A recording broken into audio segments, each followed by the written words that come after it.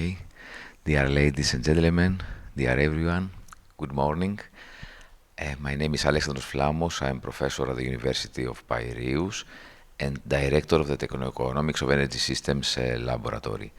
I'm glad to open the second session of ENCLUDE Final Conference, and this second session is dedicated to what we have learned about energy citizenship through the use of quantitative tools and how these findings can be useful to practitioners, policymakers, and citizens.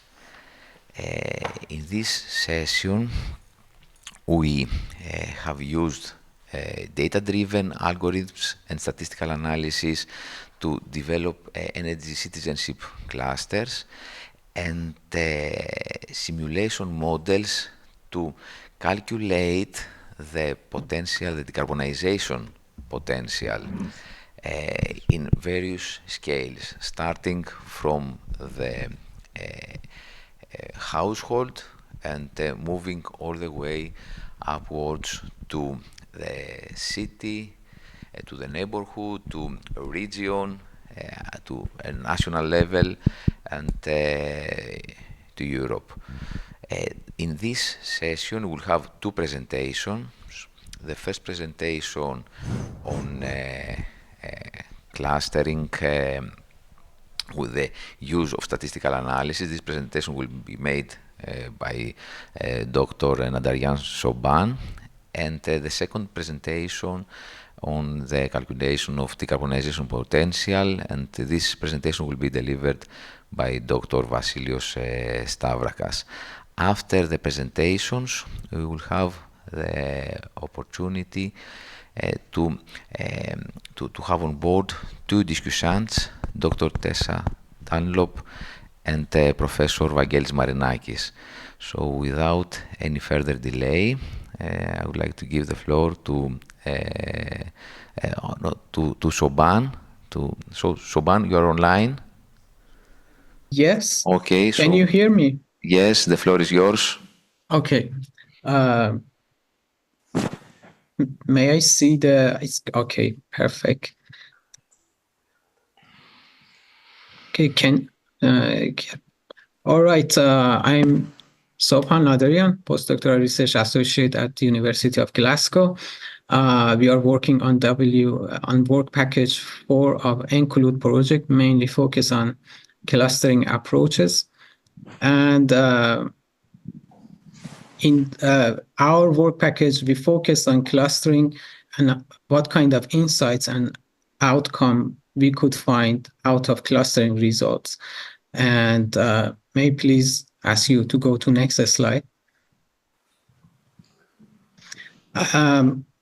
For the purpose of clustering and finding profiles and finding some insight out of data and data set we have in our hands, we consider two data sets. First of all, we consider ECHO's data sets, and then we focus on ENCLUDE data set. As Micha said, it's mainly for energy initiative participants. So on ECHO's data sets, it's mainly focused on European citizens, and it is 18,000 citizens. But the main things about it, we are not going to dig in the technical stuff. We are going to just talk about how we can extract some insight out of these results. So I just briefly discuss about the method we used. We just estimated energy consumption and CO2 footprint of these citizens in two sectors, on mobility and housing sectors. And then we define a data frame and framework of data for these set of citizens for 3 countries, the UK, the Netherlands, and Greece. And then we did clustering based on these data, and we estimated values for each citizens. And afterward, we did some within clustering analysis or statistics analysis based on different attributes like age, education, their climate change perception, and their energy consumption on housing and mobility. And out of these long way and long approach of different algorithms, we found some profiles for each grouping of citizens for each country. Then we focused on ENCLUDE dataset that is mainly qualitative data, and we proposed new method or new algorithm for these datasets. Can you go to the next slide? Okay, this is the results we found for the UK. So this is a big picture of these clustering results. But the main things I think for this session or useful for this session for citizens, policymakers, and practitioners, as Dr. Alexandros said, is these profiles. We found 5 clusters of citizens in this country, I mean in the UK, and we consider 600 citizens for this clustering approach. But as you can see, we needed to combine a few clusters to create some profiles. And the good things about it is most of the people, I mean the 65% of the population, are green citizens or people that consume less energy and they pollute the environment less. But the bad news is that 5% of them, or maybe if we consider profile 2 and 3 together, 35% of them pollute more. And sometimes they are polluted the environment 5 times more than profile number 1. And there is some correlations between these pollution and also their climate change perception. For example, profile number 1, they have a positive climate change perception, but profile number 3 that pollutes environment too much, they have a neutral to positive climate change perception. And it could be a key outcome or key insight for policymakers. Can you go to the next slides? So for the UK and those 2 countries, I mean the Netherlands and Greece, we create this infographic that clearly depicts the big picture of each countries. And each country has a specific fingerprint on profiles. This is for the UK. Can you go to the next slide? And this is the profiles we found for the Greece and the Netherlands. You can see here profile number 3 that usually represent people that pollute environment more and they consume energy more than others are different for the Netherlands and the Greece. So this could be a key insight for policymakers. And they also have a different age group. For example, profile number 1 for the Netherlands, they are mostly young people, but there is a grouping of old people in this profile. So the policies could be focused on age and different level of energy consumption or different perception of climate change. And later on, we focus on ENCLUDE datasets. Can you go to the next slide, please? On ENCLUDE dataset, as you heard in the previous session, we have 280 citizens that mostly prosumers that participated on energy initiatives. So the dataset and questionnaire is mostly qualitative data. And we need to propose novel method to do some clusterings for these people. So we define 4 indices for 4 categories, and then we calculated these 4 indices for each citizens, and we found 4 clusters after we did clustering on this dataset. And even in this scenario and in this case, we saw different fingerprint of clusters between these people. For example, cluster number 1 has the highest energy consumption on mobility. And similar to previous approach we proposed for echoes, we did within clustering analysis and statistics to dig deeper and find better picture of these data. So can you go to the next slide? This is the attributes we consider for ENCLUDE data sets, and this is the histograms of each cluster. And you can see, as I said, cluster 1 has the highest energy on mobility index, but they are mostly residented in villages. So there is some correlation between these two outcomes, or possibly it is possible to define some policies based on these insights. Also, cluster number 3 has a highest energy poverty index. And as we dig it deeper, we found that they are mostly retired people that residented also in villages.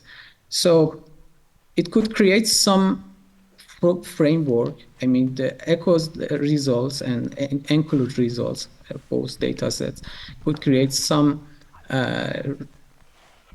framework for policymakers, for practitioners, and for citizens to have a better pictures. And then this is the start point for work package number 5 to develop their scenarios and develop their scenarios for decarbonization. So that's all from WP4. Back to you, Alexandros and Vasilis. Okay, thank you very much, Soban. So now we'll continue with the outcomes of simulation analysis that has been implemented. So, Vasilis, the floor is yours. Yeah. Thank you, Alexandros. Can you hear me? Great. So, from a modeling perspective, what we did in ENCLUDE is to match different types and architectures of simulation models with different manifestations of energy citizenship to eventually assess the potential of energy citizenship at the local, the regional, the national, and even the supranational level. And what we learned right from the start is that scientific knowledge around energy citizenship lacks concise and robust scenario space, which could inform policymakers about the potential of the different aspects of energy citizenship. And that is why we came up with a transformative scenario design framework which combined different people-centered storylines with future world narratives. So, and we applied this scenario space, we applied our models to this scenario space. And first, we applied the grassroots social innovation diffusion model to study the further growth of energy communities around Europe. And we came up with 6 different personas of citizens outlining different characteristics and motivations about people participating in collective energy initiatives. And of course, we also identified the most influential of those in driving further growth and citizens' participation, which is a very interesting, actually, finding, as it can lead to targeted communication strategies and the design of tailored policy initiatives. Scaling up now at the municipality level, we go to the case of Megalopolis, which is a coal and carbon-intensive region in Greece, currently under transition. And what we did there is to study 3 different scenarios, the familiar case being the current national planning, a green transition scenario, which is about citizens coming together against the climate crisis, and one, let's say, not so green scenario, in which citizens remain skeptic about green solutions, and they want to keep relying on lignite mines and fossil fuel products and plants. Because lignite mines foster their local economy, and they think that through fossil fuel plants, they would have energy security and lower bills. And what we found here is that actually a citizen-led green transition is not only sustainable, not only result in decarbonization, but it's also the most profitable one for citizens and the whole community. And that is a very important finding because first and foremost, it shows that the narrative that the green transition is expensive is a false narrative. And it's very important because it shows that we should create awareness among Europe so that more people are aware of this finding, right? And we should replicate such studies around other coal and carbon intensive regions around Europe. And next, we also, let's say, integrate somehow all these findings from applications at the local level at the national level in Greece. And we try to incorporate citizen preferences into alternative planning strategies. So we modeled, apart from the familiar case, which is about the current national planning in Greece, again, a green transition in which people, we assume, that citizens advocate toward the 100% renewable-based energy system. And another, not so green again, scenario in which we assume that people advocate through protests or in the streets with different activities toward keep reliance on fossil fuel plants and in general the use of lignite and natural gas.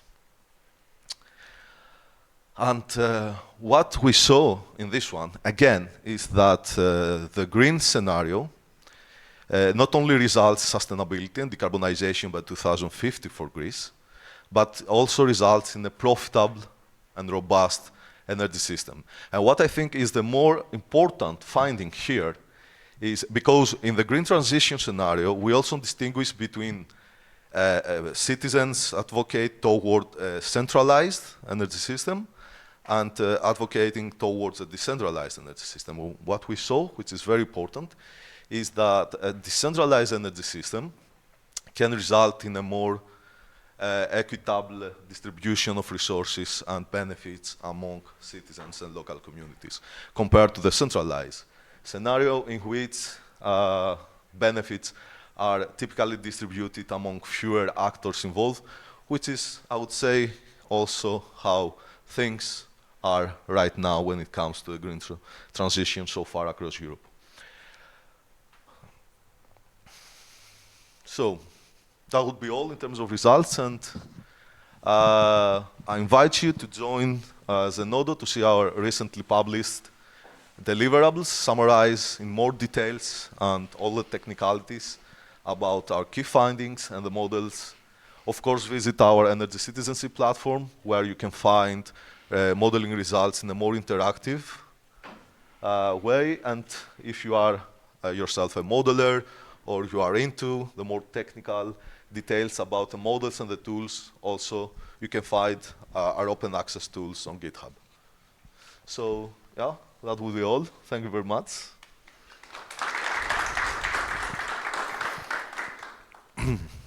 Thank you, Vasilis, for the insightful presentation, and many thanks also to Dr. Soban.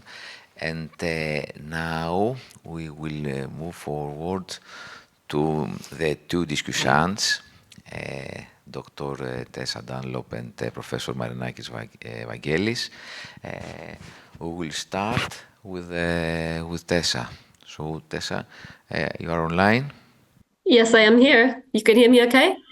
Yes, you may introduce yourself. Great, thank you very much. The floor is yours. Thank you very much.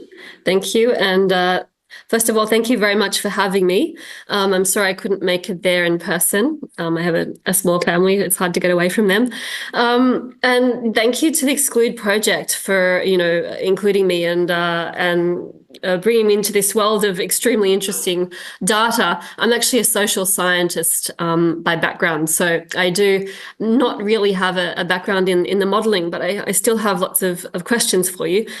Just to give you a bit of background about where I work and where I'm coming from, we work at the Centre for Participatory and Deliberative Democracy at the Joint Research Centre. So we work a lot with providing support to especially policymakers and public administrations in bringing citizens into policy.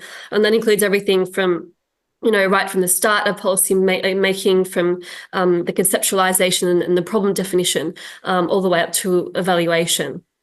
So we're always thinking about how can we support better citizen engagement with different methods, new understandings, and we also do a lot of research in that regard with pilot projects and such.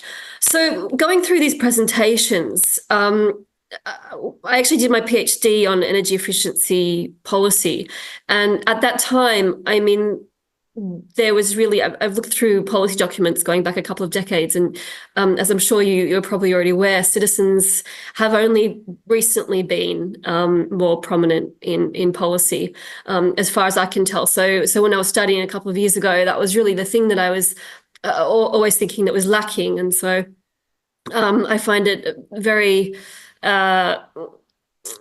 really interesting that you've focused so much on the citizens, and there's such a wealth of knowledge there on the data of citizens. And so my question really would be, how do you think, how novel, for me this is very novel, but from you as experts, how novel are these insights for policymakers? Policymakers love data, love understanding, especially how citizens behave. But how is this novel in the sense of what can policymakers do with it? And another question I would have would be, how can we link these insights into the engagement aspect? So I'll give you an example. In my town here in Ispra in northern Italy, I was working with a group of researchers, a community-based organization, looking at energy issues, and they had data from the comune, the local municipality, on how citizens in the town were using their energy. And the question then was, okay, but how do we reach out to citizens? So we knew which one was using diesel still to power and heat their home. How do you reach out to these citizens? How do you build those networks? And of course, a lot of that's covered in your Change Makers Guide, which is also very useful. I haven't come across something like that in the energy sector. So my question is, the second one, how do we link that data to citizen engagement on energy issues? Okay, thank you very much, Tessa. Vasilis, would you like to start? Yeah, sure. Maybe I could start with the second question about the citizen engagement and how do we link, for example, modeling findings to that. I would say that, for example, if you remember the application we did in the municipality of Megalopolis, there, for example, we had also several times actually some regional workshops, right, to present those results to municipality representatives, but also to local community and citizens. So we invited a lot of citizens and other community, let's say, actors, not only from the municipality, I mean, the administration. So that would be, I think, the first step that we can do to further promote those results, rather. Of course, in ENCLUDE, we have made several activities, and of course our colleagues that are also more, let's say, suitable and fit to do so through their expertise in other work packages and the engagement process with citizens, local communities, and so on. So they also, from their side, have tried to further promote results and outcomes from other, let's say, activities we had in ENCLUDE. But also another, I think, very novel tool that we have in ENCLUDE is actually the Energy Citizenship platform, because this is where I would say things could start in making, let's say, or at least strive towards making this as a central hub in the EU level about energy citizenship related issues. And what we are doing with our holistic partners is that we are currently integrating all results, all modeling results and key findings through nice and interactive visualizations so that results are simple for all audiences and also provide key findings. So I think this is a nice start. And of course, I would say to your question, the most important thing to do is to engage, always try to engage local communities, citizens, civic society in general, and try to simplify results so that they are, communicated the right way towards all the different audiences. Okay, thank you, Vasilis. I don't know if Soban would like to add something. It's a general question, to be honest, but from a data view, I think we need to somehow depict the outcome or the final point for the citizens. I mean, if we want to increase the engagement, we can just tell them, okay, if you do these, set of actions, maybe you can help this much to the environment. So if we can depict this picture and somehow convince them, I don't know, with some incentives or with some, outcomes, and, if we can show them the future, yeah, I think maybe we can increase the engagement. And from my perspective, it could be possible through these incentives and the future picture. Thank you, Soban. And we grew up with the myth that we have two options. One that is environmental friendly and expensive, and the other one that is not expensive, but it causes, let's say, has negative impact to the environment. But we can see that this is a myth, okay? And green transition pathways can be also profitable. So thank you very much, Tessa. We'll move forward to the next discussant, Professor Vangelis Marinakis. So, Vangelis, you are online? Yes, thank you, Alexandre. I'm Vangelis Marinakis. I'm assistant professor at the School of Electrical and Computer Engineering from NTUA. And I also represent the city of Athens as president of DAEM. DAEM is the IT company of Athens, responsible, of course, for the IT infrastructure, but also for energy and climate-related activities in the municipality. Congratulations, first of all, for the excellent work in ENCLUDE project. I think that all these tools and key findings from ENCLUDE have significant potential for empowering energy citizens by providing actionable insights and resources for informed decision making. And I think that all these tools, methods, create, let's say, a platform for citizens and local communities to engage actively in energy-related decisions, promoting a deeper understanding of energy consumption, to increase transparency and foster collective action.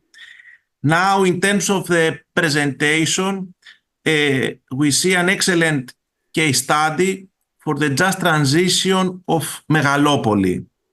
And I would like to ask if a similar approach with all these models and data could be applied to Athens, considering that Athens is a completely different city, a big city, different from Megalopoli in terms of the population size, permanent citizens, the infrastructure, all these characteristics of the city. So, is it possible to use this approach in Athens, or we need areas very similar to Megalopoli?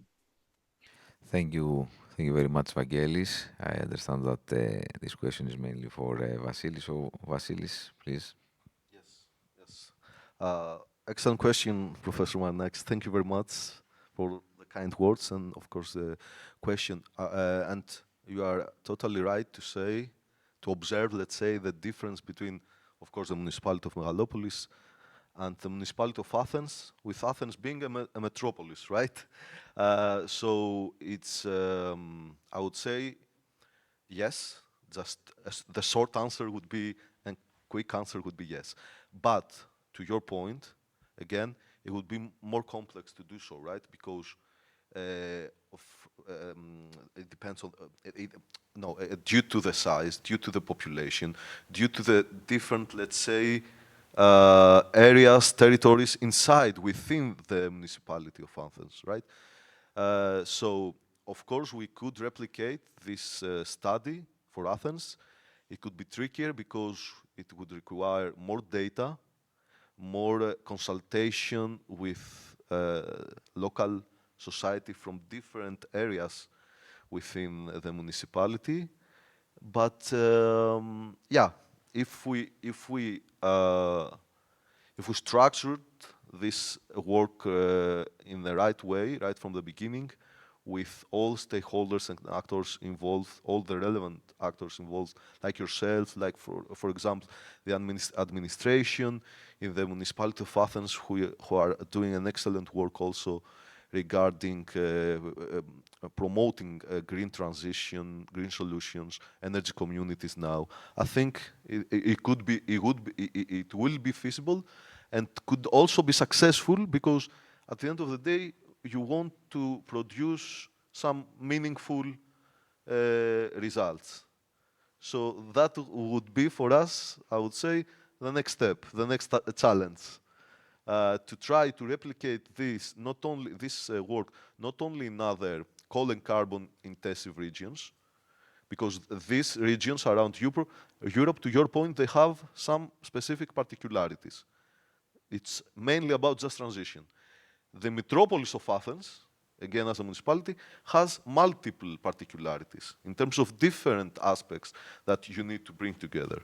So that would be the next challenge, I think, to further promote and enhance the work we did in ENCLUDE to bigger municipalities like Athens or other capitals around Europe. Thank you very much, Vasilis, and also I would like to congratulate Vangelis and also the Mayor, Professor Doukas, for your initiative in moving forward with the Energy Coalition in Athens with the 6 energy communities. And now I would like also to invite Professor Gioia Falcone from the University of Glasgow in order to provide some additional remarks. So thank you, Vangelis. And Professor Falcone, the floor is yours. Oh, thank you, Alexandros. I will be very brief. I just wanted to offer some comments to Tessa's question. I think earlier she was asking about the novelty of the approach and also the engagement recommendations. I think that the two probably go hand in hand.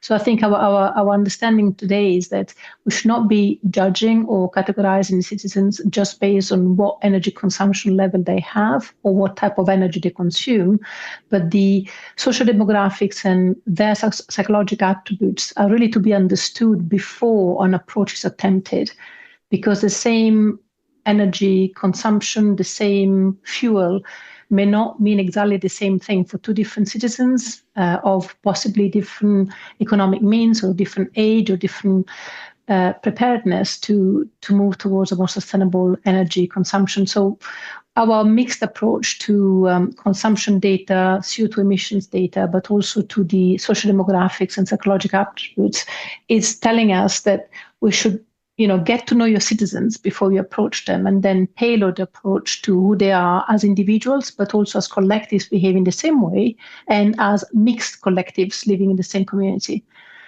So it's not necessarily an answer, but just one of the findings from our collective work. No, thanks for that distinction. I guess, yeah, what you're saying is that our citizens are so much more than just their consumption levels, which I think is something, yeah, as from what I've seen in policy, is something that really needs to be learned and taken on board. So that's fantastic. Thank you. Thank you, Alexandros. Thank you very much. And now we could take maybe some questions from the audience here in person, or if there is something from the colleagues participating online.